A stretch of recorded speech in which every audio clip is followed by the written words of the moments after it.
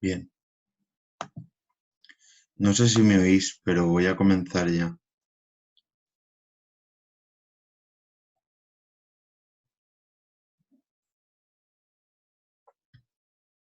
Vale. A ver, nos encontramos en el Belén.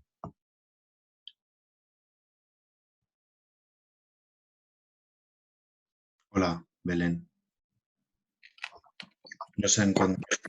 Vamos a comenzar el tema del gótico, que yo creo que es un tema de los más completos y más interesantes, ¿eh? Y para lo primero que hay que hacer es contextualizar, bien, contextualizar cuándo, cómo, dónde se produjo este estilo, ¿no? Entonces nos situamos en la Edad Media, en el siglo XII, y comprende hasta el siglo XVI, cuando entra en escena el Quattrocento. Se origina en Italia, el Quattrocento se origina en Italia, pero el gótico en Francia, ¿vale? Aquí hay que tener claro que empieza a crecer la burguesía, que empiezan a crecer las ciudades, que se empiezan a reorganizar los territorios y comienza toda una transformación de la sociedad, ¿no? Yo creo que es el punto de partida lo que hoy conocemos de ciudad moderna. Hay que destacar, en primer lugar, el movimiento cisterciense, que es un movimiento monástico, donde comienza a producirse este arte, ¿no? Se habla aquí que la primera obra del gótico es la Abadía Real de Saint-Denis, la Basílica Real de Saint-Denis, ¿no? ¿Qué hace el gótico? ¿Qué aporta el gótico? Pues mira, rompe con la rigidez que hasta ahora había en el arte.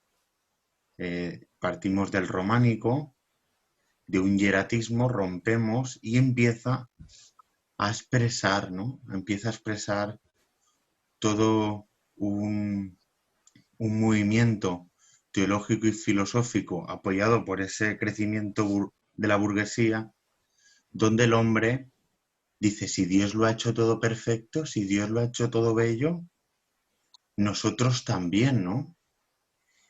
También tenemos que actuar y revelar esa verdad que se nos ha dado, ¿no? Por eso dirá Santo Tomás, que dice, nos dice Dios que nos revela una verdad, pero no incapacita la razón del hombre para actuar en otro plano, en la naturaleza, en la ciencia, y el hombre está en función de esa naturaleza y de ese arte, ¿no? Como ya os he hablado, el movimiento cisterciense es gracias a las aportaciones de San Benito.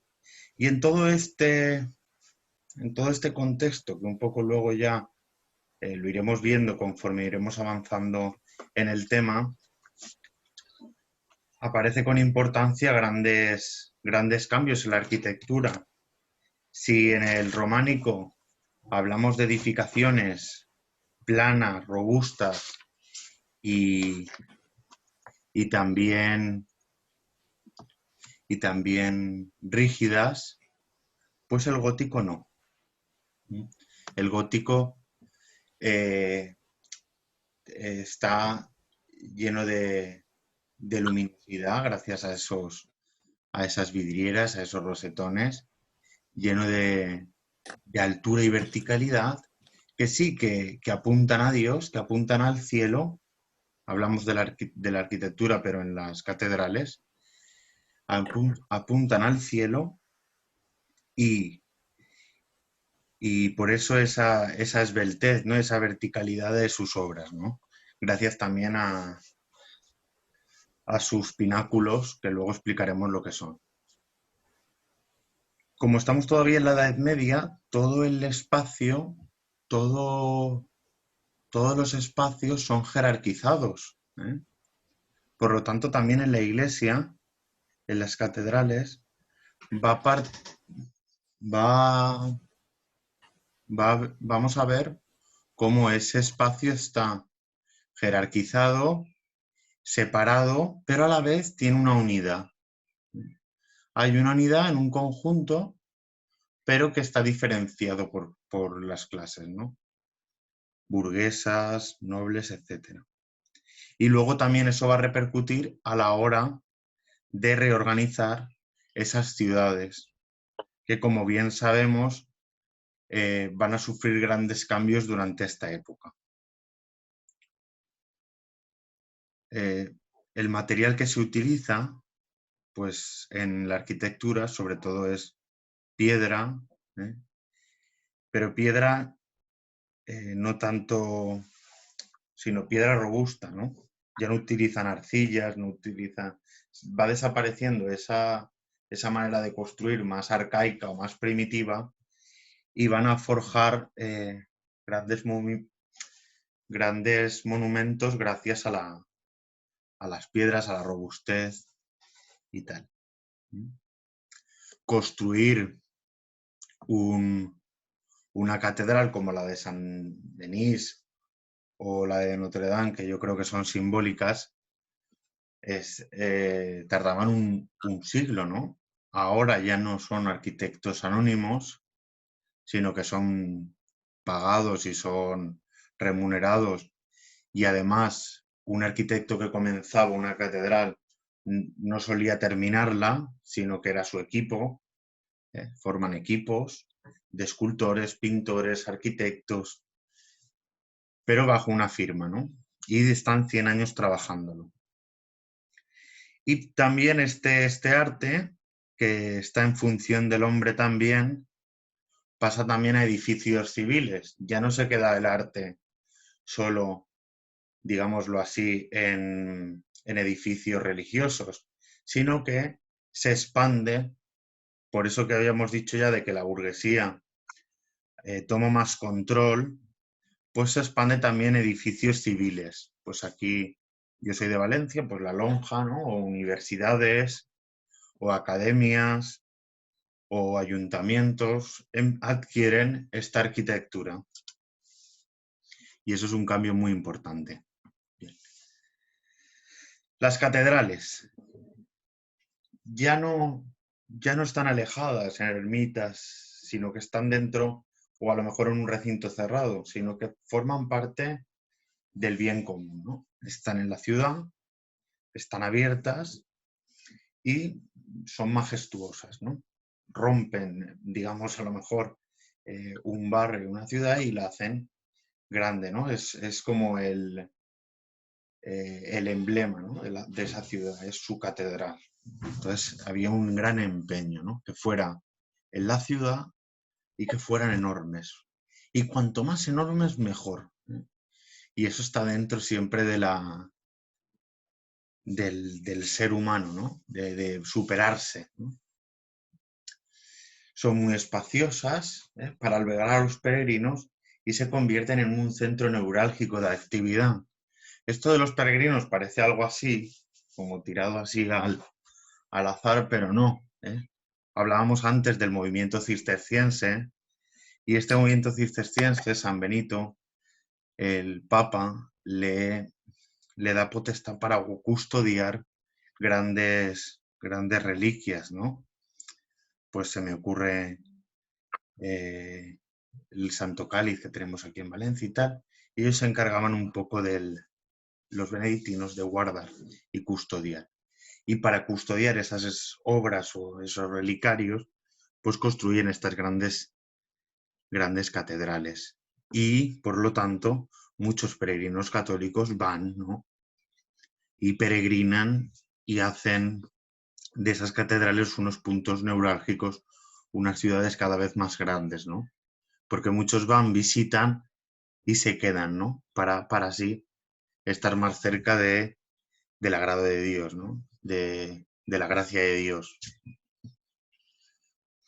Nos encontramos también con unas catedrales ya no solo enormes, espaciosas y dentro de las ciudades, sino también que son tan altas que lo consiguen gracias a una estructura que ahora hablaremos y que lo hace todo más ligero y más esbelto y permiten estas formas. Ya los muros no son grandes, de gran tamaño, sino que son mucho más esbeltos y casi siempre cubiertos por cristales, ¿no? Yo creo que tengáis durante todo el momento de la arquitectura Notre Dame, ¿no? Que yo creo que es la más emblemática y que todos podemos tener una idea, ¿no? Y sí, como siempre, caracterizados por la bóveda de crucería, que luego más adelante explicaremos, que, que hace que todo el soporte vaya a los vértices y de ahí, gracias a los nervios, se sustente en los arborantes y después en los contrafuertes, ¿no? Que es lo que tenemos aquí puesto. Pero bueno, conforme vayamos, tengo imágenes más detalladas. Cualquier duda que tengáis, me lo vais diciendo, ¿vale? Y yo paro. Es que no sé, no os oigo, no sé si... Pero bueno, cualquier cosa me decís. Bien, tenemos aquí el interior de dos catedrales que son bastante conocidas, pero bueno, que es representativo por el gótico, ¿no?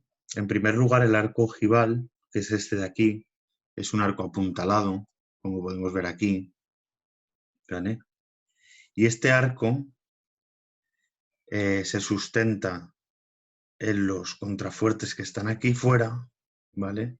Y que luego darán paso a los arbotantes y a los pináculos que están fuera, ¿vale? Todo recae, todo el peso de las obras recae aquí, en estas jambas, ¿vale? Que es el derrame, ¿sí? Donde se sustentan y salen estos nervios que van, aquí se ve mejor en esta imagen, ¿no? Todos estos nervios que sustentan estos muros y por lo tanto lo hacen todo más esbelto. Gracias a estos grandes pilares no necesitan de tantos muros, sino que todo se sustenta aquí, de aquí pasa al contrafuerte, ¿eh? Y de aquí al contrafuerte a los arborantes, que son estas ramificaciones de aquí de la estructura, y el pináculo, ¿eh? Tenemos el arco apuntado del gótico, todo el peso recae por aquí, por estas columnas, ¿eh? Aquí serían las naves, aquí al final de la iglesia la girola, que está aquí, ¿eh? Y eso hace que todo el peso se vaya repartiendo hasta llegar a los contrafuertes, ¿vale? Entonces esto es importante. Hay que recargar la bóveda de crucería, ¿vale? Que es el centro de la catedral, ¿vale? Es esto de aquí, que están formados por dos arcos apuntados, unidos por la clave, que es esto de aquí. Esto de aquí se llama clave y estos son los nervios que recaen en el pilar. Esta forma que está aquí en medio, estos ladrillos de aquí, es el plemento. Eso se llama plemento. Y el ábside que se suele cubrir de 5 o 7 lados, ¿eh? Esto de aquí, 5 o 7 lados, ¿eh? Entonces esto es el ábside, la girola. Bien. Estos de aquí, estos arcos de aquí, son los fajones, ¿vale? Y los formeros paralelos, que van formeros paralelos van al ábside, ¿eh? Eso es la composición de la bóveda, del arco. Entonces el arco, ¿vale? Los grandes pilares con baquetones, que es esto de aquí, bajan aquí y permiten esa esbeltez, porque el peso no recae sobre el muro, sino recae en los arborantes, que son estos arbotantes, que son estos de aquí. Y los arbotantes, a su vez, en los contrafuertes, que ya es el muro de la iglesia, ¿eh? Y pues arriba ponen los pináculos, es este elemento decorativo, puntiagudo, con formas naturales, naturalistas, y también nos encontraremos las górgolas. Esto ha quedado más o menos claro. Permite estas formas flexibles Y además permite esta verticalidad, porque las presiones ya no recaen en el muro, sino que recaen en los vértices, ¿no? Y también nos permite mayor espacio, tanto en la nave central como en las naves laterales. Recordar que la parte final de una catedral es la girola, ¿vale? Lo de detrás, que ahí es donde estaría el presbiterio, donde se sientan los sacerdotes, y es mucho más grande, ¿no? En este tiempo. Aquí tenemos la portada y la fachada, que más o menos podemos llegar a tener claro. Hay una cosa interesante en las fachadas y en los portones que se dividen, ¿no? Se dividen de manera vertical y de manera horizontal. Por lo tanto, de manera vertical, por ejemplo, esta tendría 3 naves, como podemos ver, una, la nave central y otra lateral, y luego horizontal, que son las puertas, ¿vale? Los rosetones, que es esta de aquí, ¿vale? Y las torres, el final de las torres, ¿vale? Dentro, el pórtico, que esto es, bueno, y luego, sí, los rosetones, las gárgolas aparecen como un elemento demoníaco, ¿eh? Las gárgolas eran representadas porque estaban fuera de la catedral para expulsar el mal, ¿no? Y por eso se utilizaban también para expulsar el agua de los techos. Tiene toda una simbología. O sea, no hay nada que no esté hecho ¿eh? Todo tiene su significado. Y un buen analista es el que consigue ver todos estos análisis. Entonces es importante que en los comentarios de texto siempre añadáis cosas de simbolismo, ¿no? Cosas que le den a vuestro contexto y vuestro comentario vigor, ¿no? Y aterrizarlo un poco, ¿no? Oye, ¿por qué esta luz, ¿no? ¿Por qué había tanta luz? ¿Por qué se conseguía, para qué hicieron esto tan esbelto, ¿no? O tan grande, bueno, pues la luz es significado de vida, ¿no? Y tú entrabas de en medio de la oscuridad, en medio de la urbe, entrabas a la catedral y se iluminaba tu corazón, ¿no? Y se iluminaba tu vista, ¿no? Y es toda una catequesis, ¿no? Que hay que tener en cuenta todo ese simbolismo cristiano, pero bueno, que es lo que hay, creo que está en función también del arte, ¿no? Y luego esos rosetones, ¿eh? Que es la luz, la nueva luz, ¿no? El círculo, ¿no? Si os fijáis, todos los ábsides son circulares, pero en cambio las plantas, la planta donde pisamos, el presbiterio es cuadrado. ¿Por qué esto? Porque el cuadrado representa lo terrenal y lo circular representa lo divino, no tiene principio ni fin. Entonces, en el nuevo rosetón, lo que se dice es que entra la nueva luz, que entra la luz de los bautizados, ¿no? Bien, eso es un paréntesis, pero que es muy importante. Y vemos aquí, pues, detalles, ¿no? Las torres que ya hemos comentado, el rosetón, la galería de retratos reales, que esto ya hablaremos luego un poco en la escultura, pero veremos aquí, pues, ya no solo aparecen personajes, digámoslo así, santos, católicos, cristianos, ¿no? O deidades, o sea, la Virgen, apóstoles, santos, sino que también aparecen nobles, reyes, que han hecho posible esa catedral o que, pues a lo mejor un rey quiere aparecer en su catedral de la ciudad de la capital de Notre Dame, pues el rey de Francia, que en esa época yo creo que es Luis XIII, Luis XIV, no sé, no me atrevo muy bien ahora a apuntalarlo, pero quería aparecer y aparece, ¿no? Poniendo dinero, claro. Esto siempre va así. Las arquerías, que forma esta parte de la división horizontal entre las puertas y el rosetón, Estas son las arquerías, ¿no?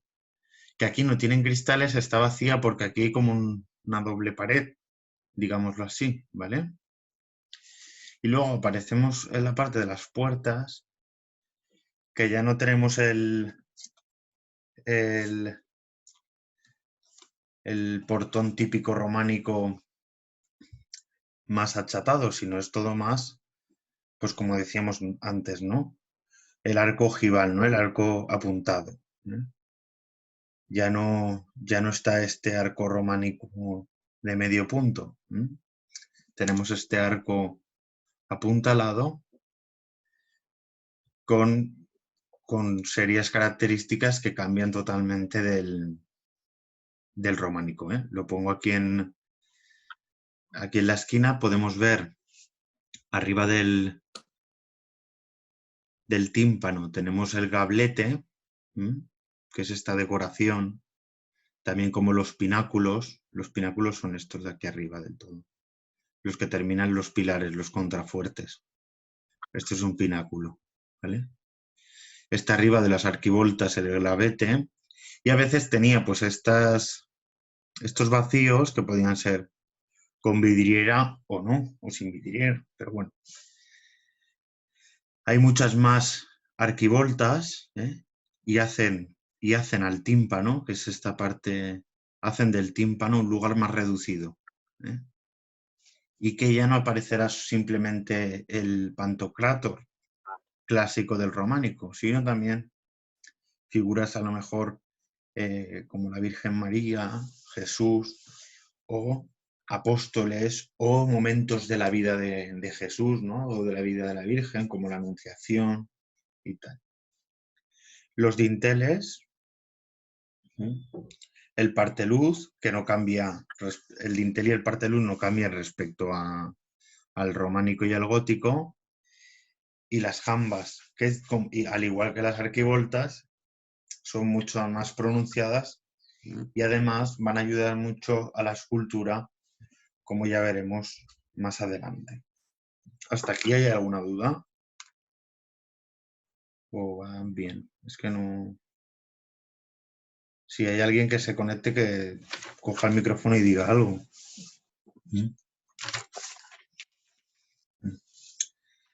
Todas las plantas de todas las torres son cuadradas. Por esto que os decía también del simbolismo, ¿vale? Y además son muy altas, ¿eh? Y en la parte superior, normalmente en estas torres es poligonal, no es circular. En estas torres laterales de la fachada, hablo. El capitel ya lo hemos dicho, los arquivoltas, ¿vale? Siempre hay una preocupación en los arquitectos del gótico, como decía antes, ¿no? Ese afán de superación del hombre, que cada vez sean más grandes, que cada vez sean más espaciosas, que cada vez sean más luminosas, que cada vez llamen más la atención, ¿no? Siempre se busca una superación. El gótico no tendrá catedrales iguales, todas serán distintas, aunque sí tendrán las mismas partes, ¿no? Pero durante todo el recorrido en siglos del gótico, no vas a ver dos rosetones iguales o dos vidrieras iguales, ¿no? No se va a hacer como la fábrica de la Ford, sino va a ser toda una nueva experiencia, ¿no? Cada vez se va a buscar una proporción, sí, una creatividad mayor, ¿eh? Bien, ¿hasta aquí hay alguna duda? Ay, porque ahora ya vamos a pasar a la escultura. Y de tiempo voy más o menos de tiempo. Bueno, la escultura. Bueno, la escultura, aquí he puesto yo una escultura de una tumba, de unos frailes benedictinos, que yo creo que es una escultura preciosa, ¿no? Y ya podemos ver todos los cambios que suponen, aunque esto es del gótico tardío, todos los cambios que suponen respecto al románico. Pero vamos a encontrar sobre todo mucho más naturalismo y emotividad, ¿no? vamos a encontrar que es verdad que la escultura va a estar sometida a la arquitectura, otra vez, ¿vale? Pero que cada vez más la escultura va a tener independencia. No va a ser algo simplemente en función de la arquitectura, sino que cada vez va a haber mayor independencia. Hasta que esto en el 480 estalla, ¿no? Pero es verdad que en el gótico, que todavía hay ese sometimiento, va a desaparecer, ¿no? Y luego, como ya explicaba, una característica de la arquitectura es esto, ¿no? Si Dios lo hace todo bello, nosotros también buscamos la belleza, ¿no? Y no nos vamos a cansar, ¿no?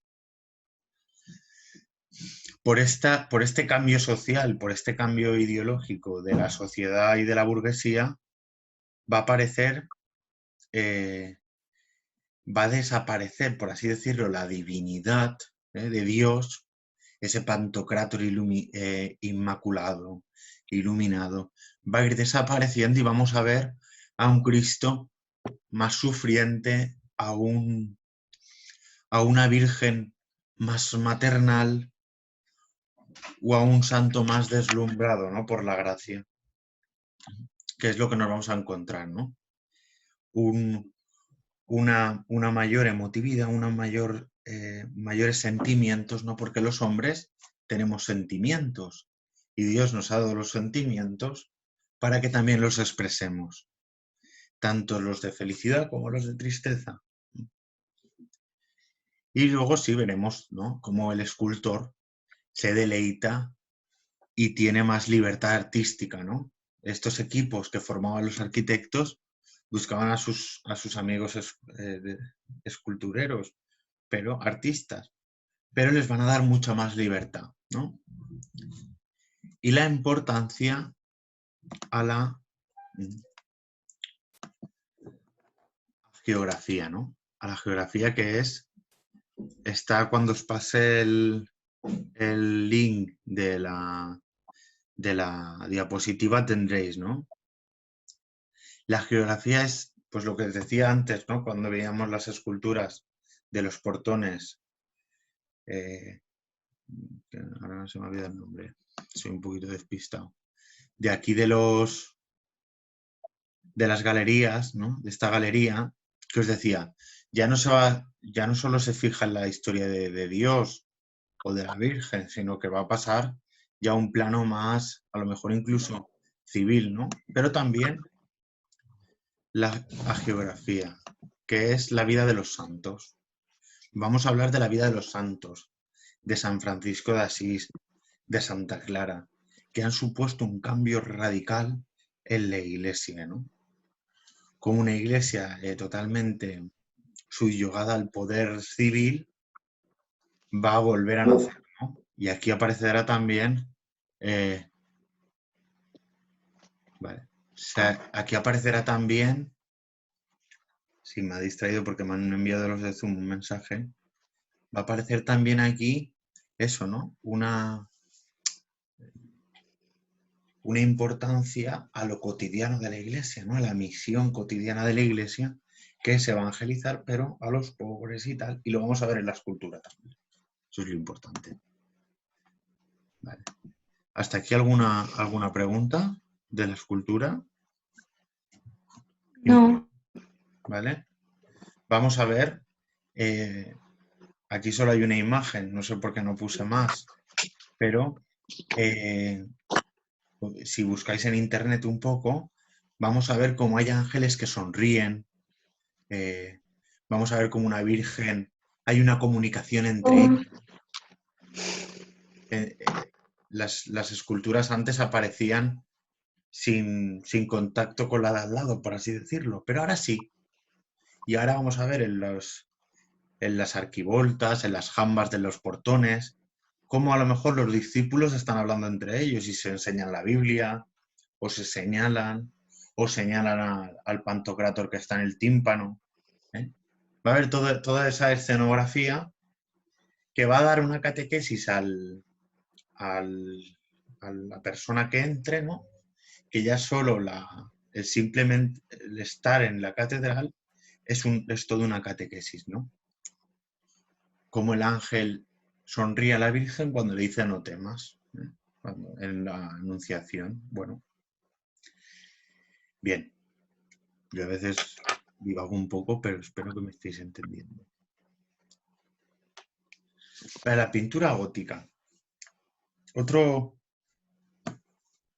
hay una preocupación por la decoración, ¿no? Estamos preocupados no tanto por cómo se genere la escultura, que yo creo que iba un poco más libre, pero por la decoración sí, ¿no? Y los rosetones, los detalles, que cada vez serán más pronunciados en lo gótico, sin llegar al barroco, por supuesto, pero hay una preocupación, ¿no? Y como ya comentaba antes en las características generales, la importancia de la naturaleza, vamos a ver mucha decoración naturalista, ¿no? Mucha también simbología incluso, ¿no? De cómo se utilizan plantas, árboles o cenefas trebolados, ¿no? Antes veíamos en el gablete, esto de arriba del tímpano, en los gabletes, cómo esto parece un trébol, ¿no? Y vamos a tener mucho de esta decoración naturalista, ¿no? Que nos va a recordar toda la creación, ¿vale? Aquí también la pintura aparece un sometimiento a la arquitectura, pero cabe resaltar que como esta burguesía cada vez más busca lo bello también, va a tener acceso a la pintura. Y culmen tenemos a la pintura flamenca, o a mí se me viene siempre a la cabeza y me gusta mucho ese cuadro, El matrimonio de Arnolfini. Pero bien, va a haber ese sometimiento a la arquitectura, pero va a ir desapareciendo, ¿eh? Resalta lo decorativo, expresivo, unos colores llamativos, con ese efecto de luces, que al principio es menor, pero luego ya va a ir creciendo, ¿no? Y las técnicas más utilizadas son al óleo y al temple. El temple es con témperas, ¿vale? Ya lo he dicho, ¿no? Ese uso más polifacético. Y que lo vamos a ver en las vidrieras, que lo vamos a ver en los códices. Los códices son en los libros, ¿no? Vamos a ver libros decorados, pero no decorados de cualquier manera, sino en sintonía con el libro, ¿no? Y como ya apuntaba, ¿no? Que hacia el siglo XV vamos a verlo en la pintura civil, ¿no? Como está en una búsqueda de la verdad, de lo bello, y va desapareciendo esta inmovilidad del románico, vamos a buscar siempre la profundidad, ¿no? El realismo, las tres dimensiones, ¿no? Ahora iremos viendo ejemplos, ¿vale? Y resultan tres etapas. La lineal, ¿vale? Que es originaria en Francia, la italiana y la internacional, ¿eh? La pintura flamenca, etc. Gótico lineal. El gótico lineal es el más sencillo, es una importancia del dibujo. ¿Qué quiere decir una importancia del dibujo? Pues importancia del trazo. No tanto del color a lo mejor, sino es mucho más parecido al románico, aunque va perdiendo, ¿no? Fuerza al románico, pero sigue esa característica fundamental, ¿no? Que es una importancia del dibujo a las dos dimensiones, ¿vale? Pero es verdad que va cogiendo movimiento, que va cogiendo voluminosidad, ¿eh? Pero sigue estando dentro de esos parámetros, yo creo, de un románico tardío. Aunque si me escucharan algunos, podrían decirme de todo. Pero bueno, esa evolución también en los colores no se da del todo, ¿eh? Aparece un color intenso, el azul este intenso, ¿no? El azul cielo que llamo yo, pero intenso, que sigue acercándonos a la divinidad, pero los colores no son relativamente llamativos ni cambiantes respecto al románico, ¿no? Nos encontramos colores planos, puros, sin ese juego de sombras, sin como en el gótico irá apareciendo a lo largo de su historia, ¿no? Luego está el gótico italiano, que se le llama también Trecento. Como veis aquí el autor más representativo es Giotto. Luego comentaremos dos cuadros y veis ya una transformación total, ¿no? El Trecento, que es ya una antesala del Quattrocento del Renacimiento, aparece en Italia en el siglo XIV y hace un estudio del volumen y de la gestualidad, ¿no? Vamos a ver aquí personajes que se les va a buscar las tres dimensiones, que se les va a buscar esta interlocución, ¿eh? entre, entre los dibujados, ¿no? Aún incluso en algunas imágenes podemos ver ese gótico lineal, ¿no? Por ejemplo, aquí vemos que está remarcado el dibujo, pero aquí ya lo pierde porque es un ángel. Entonces los ángeles no tienen corporeidad, por así decirlo, ¿no? Utiliza también motivos arquitectónicos, ¿eh?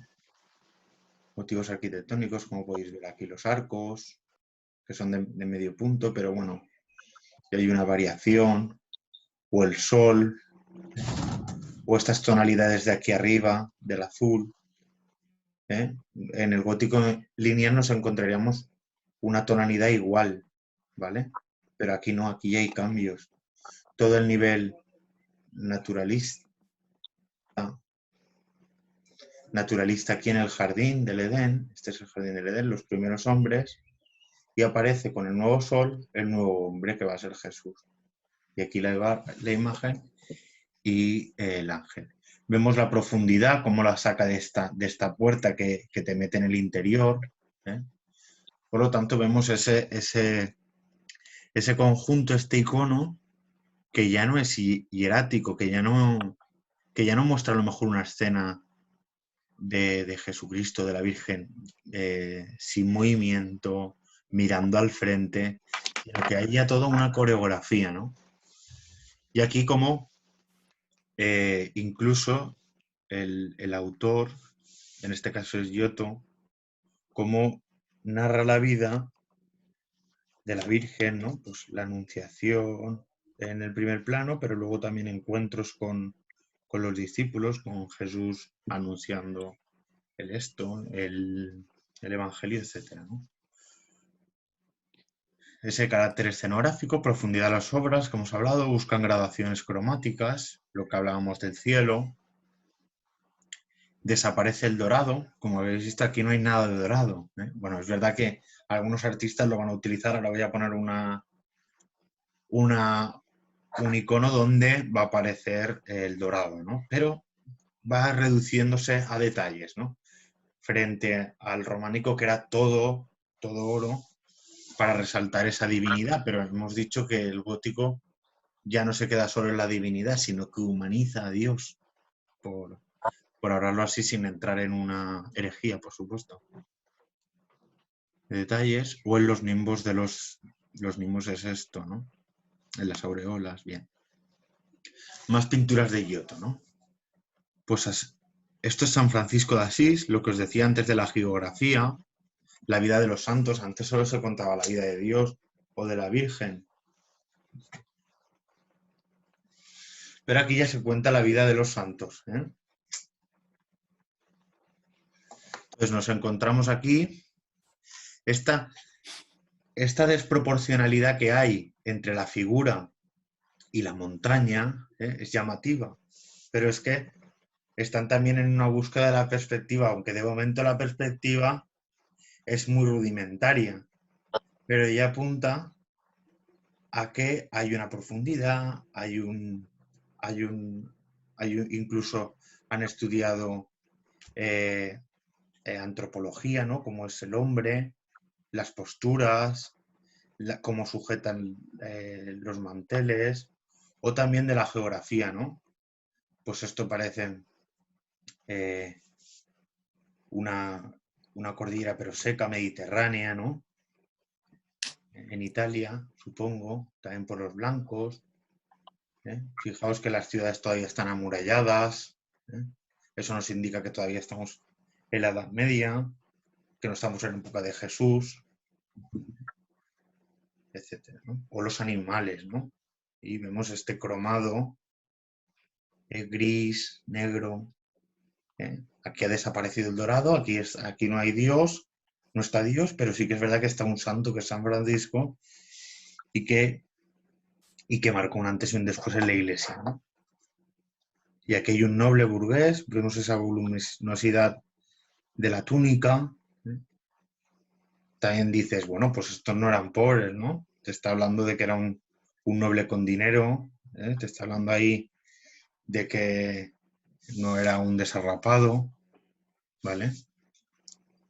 Y esos colores que cada vez son más cromáticos, barajan más mezclas, ¿no? No son tan puros, no son tan planos, sino también hay un juego de sombras, veis aquí. Y pese aquí que hay mucha claridad porque le da el sol aquí, y vemos esta parte mucho más oscura porque le da de rebote al noble este. Pero bueno, vemos esa búsqueda de la realidad. Y si pudiéramos ampliar, veríamos que estas dos figuras, que es San Francisco de Asís y un noble, se están mirando, se están mirando, ¿vale? Y hay una comunicación entre ellos. Bueno, la siguiente imagen, este es Jesús, ¿vale? En el centro, ¿vale? ¿Por qué? Porque es Dios, está en el centro de la imagen. Vemos esta gran túnica roja, que también es símbolo del martirio, pero no es un rojo plano, sino es un rojo blanquecido, ¿no? Porque está indicando también la divinidad, pero a través de esto, ¿no? No le hace falta el dorado, ni le hace falta la aureola, como en el ángel este lo tiene, ¿no? Sino que ya es distinto, ¿no? Y aquí podemos ver incluso aspectos profanos, por decirlo de alguna manera, ¿no? Nos encontramos aquí trompetas, laúdes, ¿no? Y estos ángeles también orquestando, ¿no?, la entrada de Jesús en Jerusalén acompañado de las mujeres, ¿no? Y volvemos a ver esta voluminosidad, esta búsqueda de la profundidad con esta casita aquí, este motivo arquitectónico aquí detrás, o la ventana que abre y entra hacia adentro, ¿no? Ahí se ve una sombrita, una sombra, perdón, que busca esa profundidad, o el motivo, siempre el motivo vegetal, ¿no?, naturalista, que está muy, muy arraigado en esta época, que se quiere resaltar todo lo creado, ¿no?, al hombre, por lo tanto hay un estudio de la antropología y tal, pero también lo natural, ¿no?, que no tiene que pasar desapercibido porque también es obra de Dios, y también lo arquitectónico, que es obra del hombre, ¿no?, como estos instrumentos. ¿Vale? Vale. Bueno, aquí tenemos otro gran icono y otro gran autor, que es Simone Martini. ¿Veis? Antes os decía, tal, el gótico lineal, ¿no? Este dibujo, ¿no? Pues bueno, pero esto es el Trecento italiano, pero es verdad que aquí os he puesto esto porque, claro, no es todo un cambio radical, sino que hay unas etapas, ¿no? Y tenemos a Simone Martini, que hace una mezcla del gótico inicial a un gótico cada vez más moderno, podríamos decirlo, ¿no? Y vemos este dibujo lineal también aquí en la Virgen. Esta es otra anunciación. Hemos visto antes la de Giotto y ahora vemos la de Martini. Este ángel que todavía ves mantiene este dibujo, ¿vale? Tiene importancia.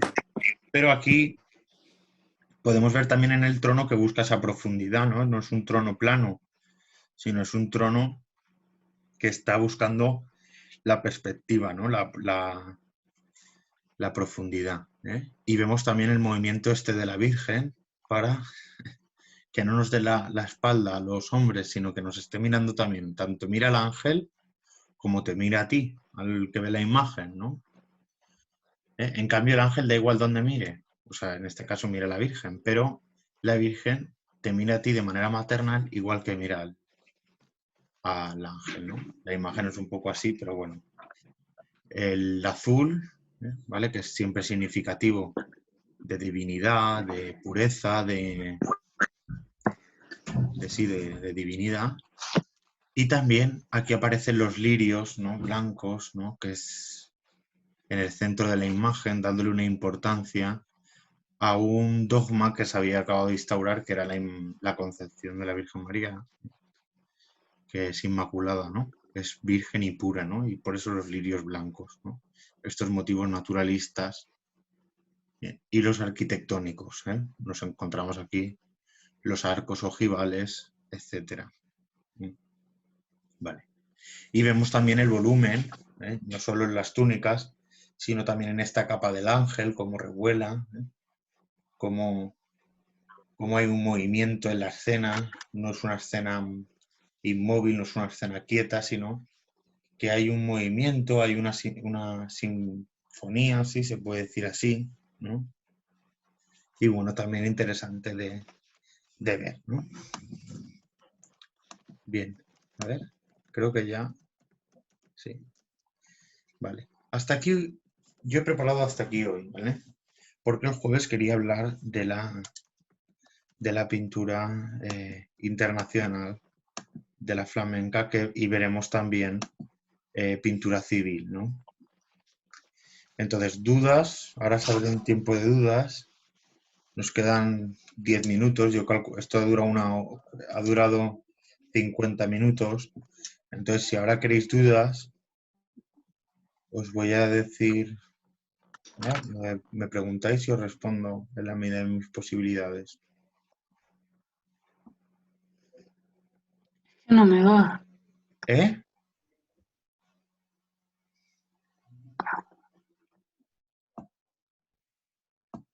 ¿No tenéis ninguna duda? A ver, ¿cómo se detiene esto? ¿Ninguna duda, Belén? No. Vale. Pues nada. Yo es que solo veo que estás tú, pero no está Celia, está Ana. Si no tenéis ninguna duda, yo aquí en el Discord he puesto mi correo electrónico por si queréis enviarme algún comentario de texto. Yo el jueves haré la pintura internacional del gótico y veremos a ver si empiezo el Renacimiento, ¿vale? Esto es un barrido general. Luego si tenéis, pues eso, ¿no? Cosas concretas, preguntármelas, ¿vale? No sé si os ha parecido bien, os ha parecido interesante, un poco aburrido. O sea, el arte es lo que es, pero bueno, no sé.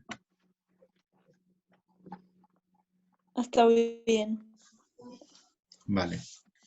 Y pues nada, pues hasta aquí nos volvemos a ver el jueves, si lo veis Gracias. claro. ¿Eh? Gracias. Vale, de nada. Hasta ahora, mucho ánimo. Adiós. Adiós, Dios, Dios.